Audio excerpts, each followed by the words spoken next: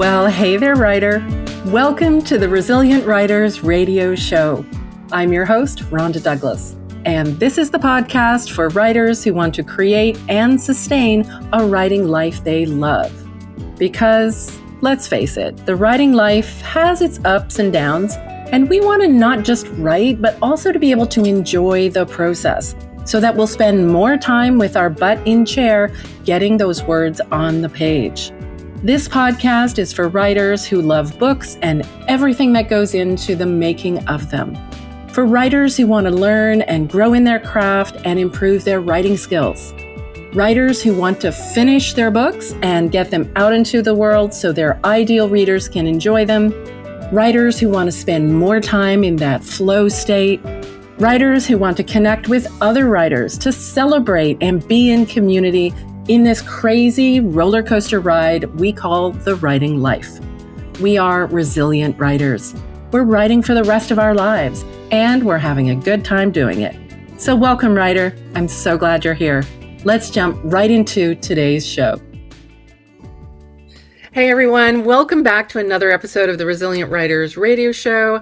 I have Quiring with me today. Catherine is a licensed mental health counselor, a podcast host, an empath, a mystic, mom of two, and a writer. And we're going to talk about all things neurodiversity today. Thank you, Catherine, for being here. Thanks, Rhonda, for having me. It's so great to be here. Yeah, it's lovely to have you. So, I guess the first thing I wanted to talk about is just how did you end up specializing in neurodiversity? Mainly from discovering my own neurodiversity, but okay. I think it naturally happened before I even knew about my neurodiversity. I had many clients who I resonated with really well and were drawn to me that ended up also being late diagnosed. ADHD, autism, or both. Okay. And I am also, highly sensitive, empathic, as you mentioned, and so intuitive. And so like any of those kind of things are people that I work well with. And I found that there's so much overlap with neurodivergence and those qualities. And so especially like the non-stereotypical version of autism or, the more female presentation of ADHD is what I was seeing a lot. Yeah. So let's talk a little bit about that. What is the female presentation of ADHD? And especially for someone, so I talk to a lot of writers who are like really late diagnosed or like think they might be neurodiverse, but aren't sure, but they see stuff online and they're like, wait, that sounds like me, right? Yes. And just for the record, my daughter has ADHD, so very familiar. Yes.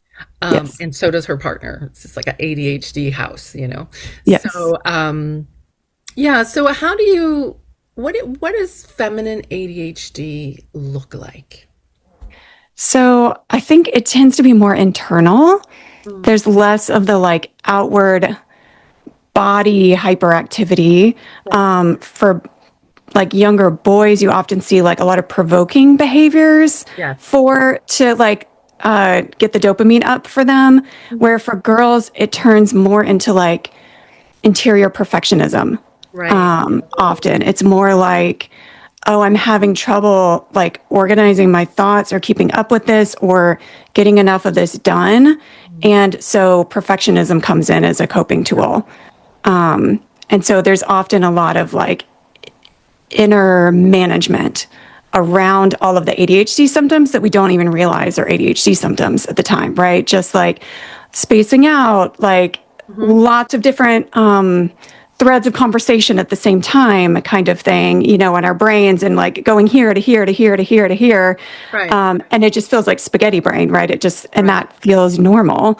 Right. Being late a lot, being like flustered around things. That was one of the first indications for me that I was ADHD was just, I was always late everywhere, no matter what I did. Other things I was able to like develop skills around, and that I just couldn't get a grip on. It's interesting because after my daughter was diagnosed, we were visiting my mom, and my daughter was like, Nanny has ADHD.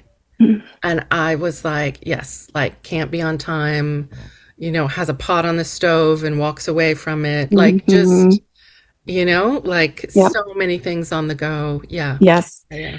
And there's often, like, my husband calls it my circles, like whatever's in front of me is what I do, right? I can't just attend to a task and complete the task. It's like whatever's in front of me is what I do. Okay. So I'm picking up something, trying to put it away. Then whatever I find in that room, I go put it away in that room. Then I find, oh, the dishes need to be done. I'm going to stop and do that. Oh, wait, no, I need to go back to the laundry, right? Like that kind of thing where it's whatever's in front of you is what is most easily attended to Okay. rather than holding something in your brain Mm. of like, this is the thing I was doing. Yeah, totally. And the way it shows up often with writing is like difficulty with task initiation, difficulty like maintaining focus, difficulty getting into the like creative flow. Okay. But I think people with ADHD are often more able to do that once they're able to get in the flow. Once they're able to get into like hyper focus, then you can kind of put the blinders on and be like, I am here, right? And Hyperfocus is amazing. It's such a it gift. is. Yeah. It is a gift. And one of the other gifts of ADHD is creativity. So I think what happens a lot is there's like all these ideas of things you want to write or things you want that want to come out of you. And it's having enough flow or hyper focus to get enough of it out. Finished. Yeah. Right. Yes. I see that a lot where like someone starts a novel and then they're like 10,000 words, 15,000 words in. And, that's when it starts to get a little bit hard. And so people abandon that novel and start a new, shiny new idea. Yes. And then they get 15,000 words of that. And then, oh, okay, this feels hard. And they Right. abandon it and they go to another shiny new idea. I think that's one of the reasons so many people end up not finishing books and getting them out into the world. Yeah. Mm. Yeah. I mean, for me, most of my books have been poetry, which is like more, I write a poem, I'm done. Right. Right. And then how do I organize them in a way that makes sense? And that was a lot easier for me than like completing a whole story.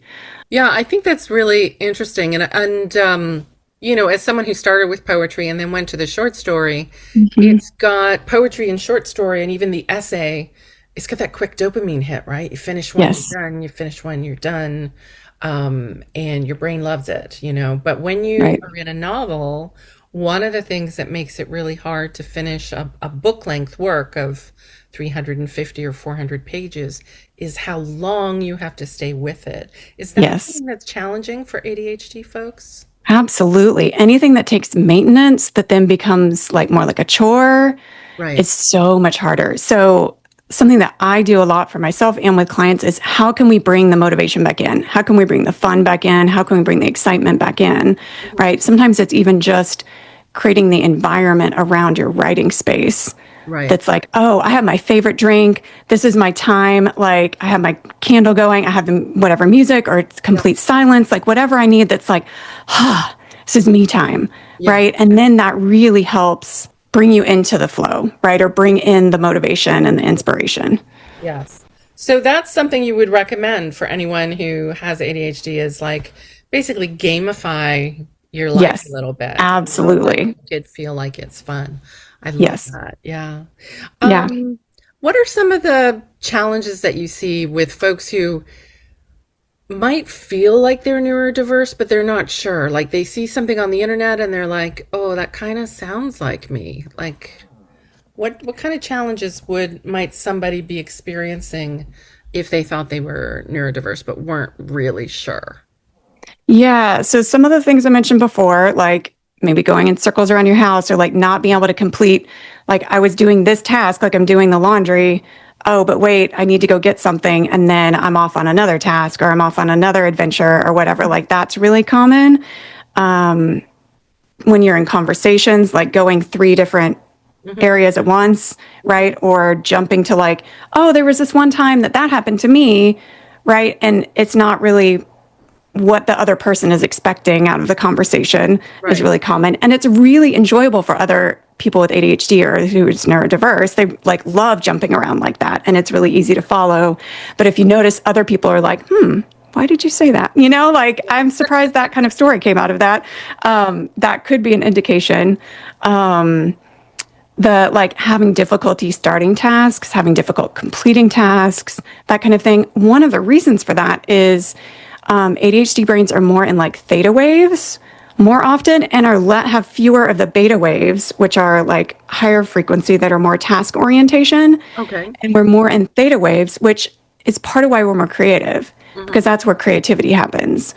So even I'm getting to like a helpful thing, but my ADHD brain went there, of like putting theta waves on in the background. I just do like YouTube videos or Spotify or whatever with like theta waves, and that helps my brain go into like calm, hyper focus, like just I can be present. I love that. Because that's attuning to where your brain already is generally, and like working with that. Yeah, I talk to all writers about having a writing ritual. So that's what you were talking about, like, you know, here's my candle. I've got my reward stickers. Every time I sit down, I get a sticker. When I get 6 stickers, I love that. I get a treat, you know.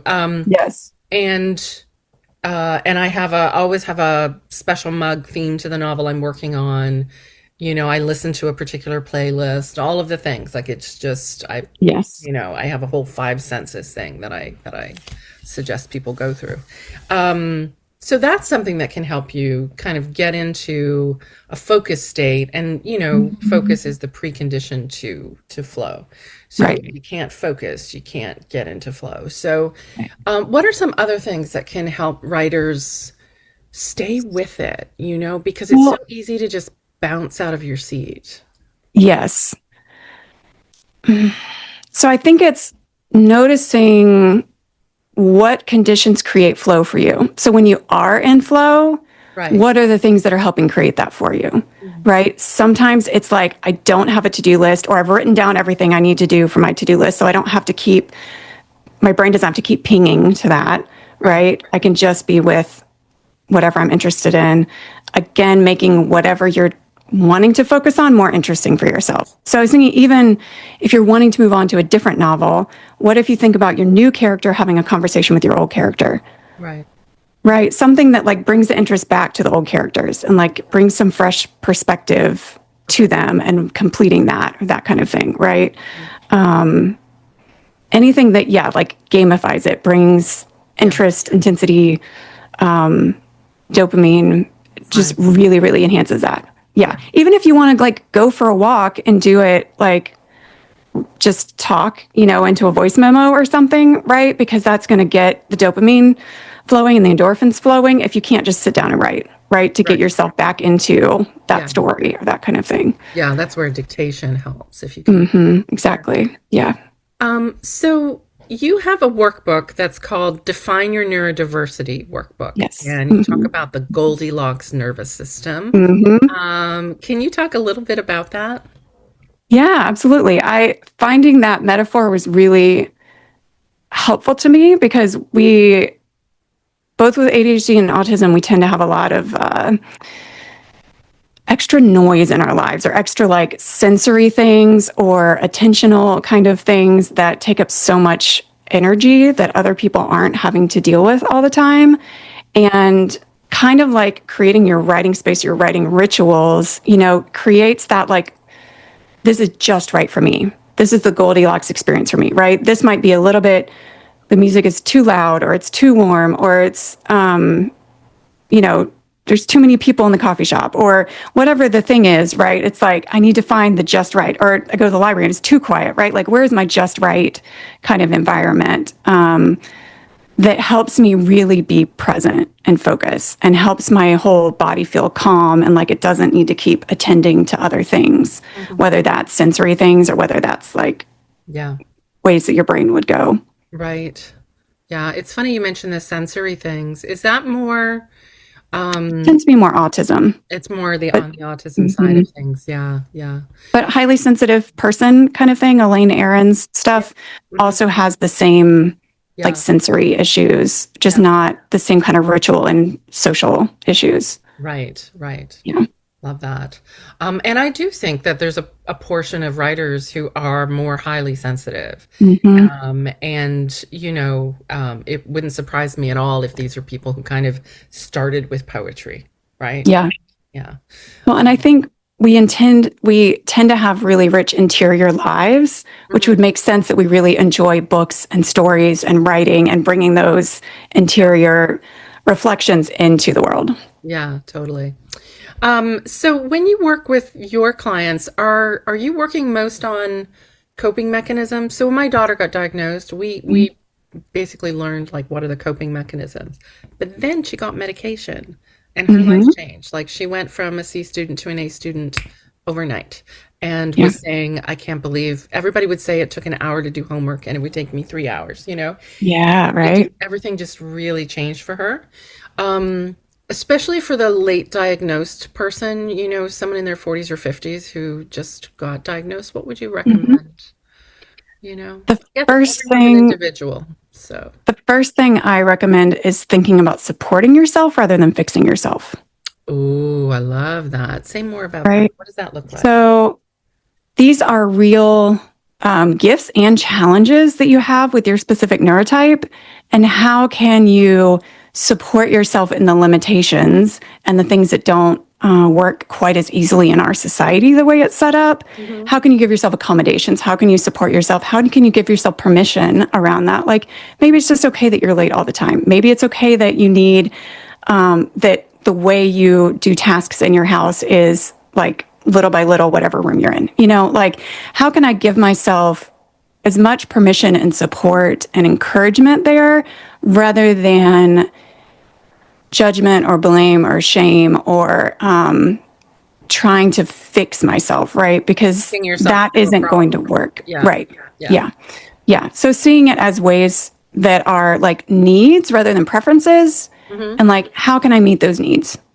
How Right. can I support myself to meet those needs Hmm. and operate well enough in society? Something else I do a lot is like, how can we reduce the expectations that you have on yourself? Because society sets up so many expectations, and especially highly sensitive or empathic or just women in general maybe tend to take on or feel the pressure of those expectations a lot more and those demands. Hmm. And so I think saying, like, okay, instead of doing like 10 things today, or instead of writing like 5 chapters, what if I just get a paragraph or a chapter? Like, that Right. is my goal. And if I get more, it's icing on the cake. Yes. Right. And, I think for creative people, especially with ADHD, there's such a roller coaster of when you're in the flow and when you're not. And for each person, I think it's really different. I'm sure you see this in your groups of like, is a daily writing practice helpful to write something no matter what? Or do I just keep preparing myself for when the flow comes? I can clear my schedule and just write for like 2 days or whatever that is, right? I've never been a big proponent of like real writers write every day because I Hmm. think that most of that came from male writers who Yeah. had a woman doing the dishes and the laundry and Hmm. you know. Hmm. Yep. And many of us are trying to write a book while we are employed and Hmm. trying to make sure there's toilet paper in the bathroom. So Yep. like it's Yep. challenging, Yeah. right? Hmm. Challenging all the way around. Yeah. For me, I mean, this is helpful across the board with anything, but co-working is so helpful. I Yes, know you body have, doubling. yes, Oh, the body doubling. So that's helpful for task, and it's so helpful for writing too, right? That like that's when I write the most is when I have my writing groups during the week. mhm. Is like that's when I have enough of somebody else's energy Yes. that I can stay present. And that really helps me get into my flow. Yes. In my first book finish program, we have community writing sessions. Yes. Everyone shows up, we're online, and we're all writing together for 45 minutes. And it just, until you've done that kind of community writing, even online, like it's great Yeah. in real life. I've done it in real life Yeah. too, but even online, it just changes everything. And you're like, It does. whoa, look what I got done. Yes. It feels, And when things are scheduled like that you know you're going to show up for, it's a lot easier to be mhm. present. And your brain might not work with you that particular day, right? But it's still a lot easier to be like, well, I'm going to show up and try to write during that time at least. Yeah, Yeah. absolutely. Absolutely. So, I wanted to talk a little bit more about the Define Your Neurodiversity workbook. So, Hmm. this is an interactive workbook. And Yes. so, if you think you might be neurodiverse, is it to diagnose or is it more to sort of better understand who you are and what's going on for you?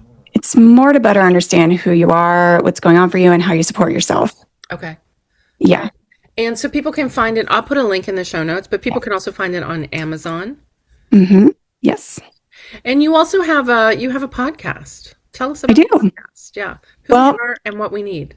yes, that has been the version of the podcast. I'm about to relaunch it as the Curious Empath, Oh, but love that. What a there great are title. 4 seasons of lots of really interesting conversations and thoughts that you can go ahead and check out under Who We Are and What We Need.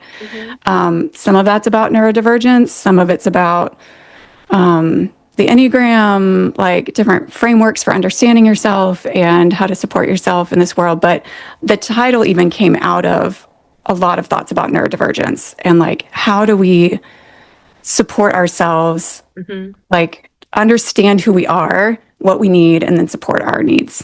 And make it okay. Like not turning Yes, yourself, who you are, into a problem that needs to be solved. I love that. exactly. Yeah, Yes. totally. So helpful. Catherine, can you think of, other than we've talked about the writing ritual and getting that set, and we've talked about body doubling, is there anything else you can think of for someone who's, really trying to finish a novel, they're trying to finish a memoir, like something that, I know on the internet it's popular to be like, write your book with AI this weekend. Right. We don't do that. We're making art. Yeah. Art is a Right. huge thing. And so it takes time. Mm-hmm. Do you have any other thoughts, tips, techniques for someone who is needing to stay with a project for a while? Well, the first thing that's coming up for me is just like giving yourself a break from it for like a week. Yeah. Or, a couple weeks, like whatever it is that you're like, okay, now I can come back into it and be more excited again. It feels a little fresher to me instead of a chore. Like, how do I turn this from a chore into something enjoyable? Right. So one thing might be taking a break from it. One thing might be like, how do I spice this up a little bit? How do I like even insert some wacky idea into like the plot that maybe I will or won't use, but gets my juices flowing again, right? Something like that, like, or just having personal conversations with the characters during your day, like where they feel like people that you want to spend time with. Yeah, absolutely. I think that's so important. I think the more we focus on enjoying the process, Yes. the easier it is to stay with something long term. Yeah. That goes for like working out. Yep. Yeah. It goes for finishing a book. So Yeah. I think it's, creating the invitation for yourself, the space, the like you're saying, where it feels like an invitation. yes. That invites you into feeling motivated to do it rather than pushing yourself. And anytime there's a part of you that's pushing, to be able to say like, okay, thank you. And can you step back? Because this is not helping me. Because then that just brings up resistance and it brings up blocks and, being able to focus on it. That's common with folks with ADHD or autism of like, Yes. if you feel the pressure to do it, you can't do it. Like, Yes. is that a It's thing? very common. Yeah. Yeah. Yeah. I'm a big procrastinator, and I sometimes think like when I load the pressure, of Yeah. Right. it's got to be good and it's got to be, then I find task initiation, like sitting down to write, hard. So I have Yes. to tell myself, we're just going to go to the desk and play around. Right. Yes. Right? And Yes. this is where I like give myself a sticker. I love it. Every time I sit down, and it just helps. I don't think I have ADHD, but all of these things just help me. Yes. Just make it more fun, more enjoyable, more pleasant, and less like, as you say, like less like a chore. Yes. Yeah. And so I always forget there's like 4 things I learned from this book, which is really helpful for Powered women by with ADHD. Ooh, okay. I'll link into that. Amelia. By Mary Kelly. The first half of it was like super helpful to me. The second half is more like specific coping mechanisms.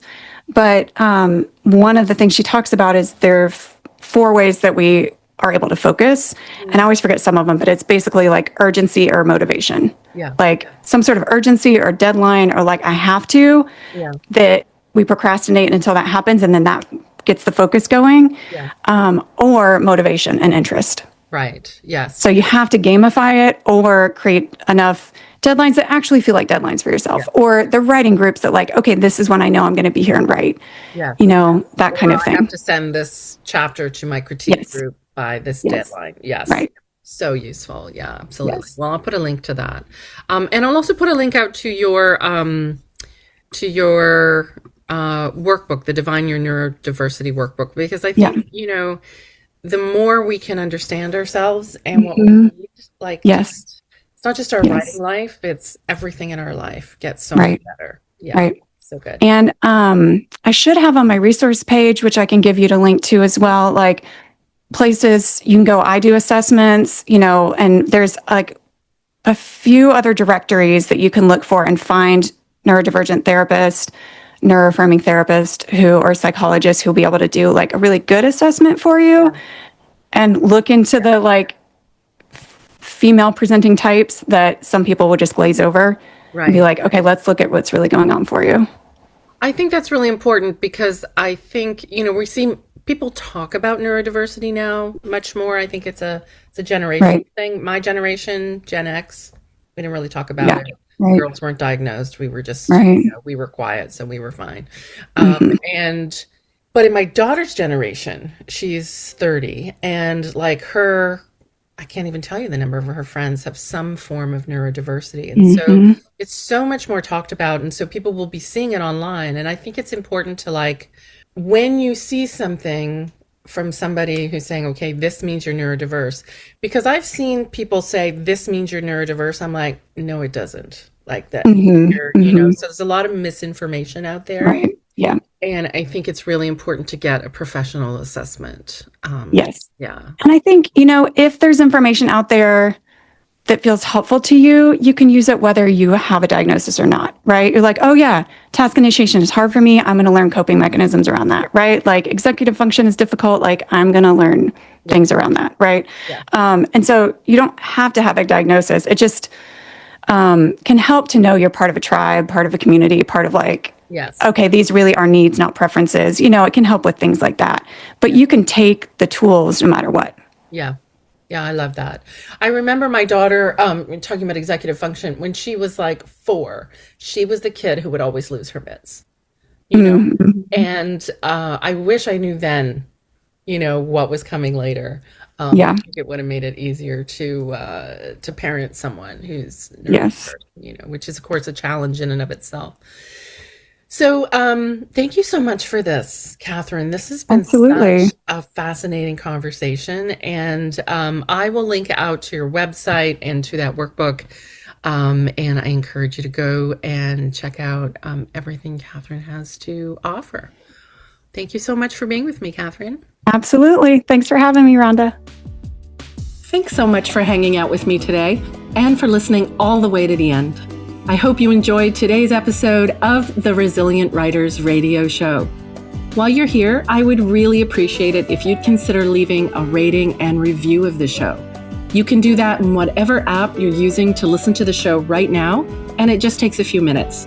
Your ratings and reviews tell the podcast algorithm gods that yes, this is a great show. Definitely recommend it to other writers. And that will help us reach new listeners who might need a boost in their writing lives today as well. So please take a moment and leave a review. I'd really appreciate it, and I promise to read every single one. Thank you so much.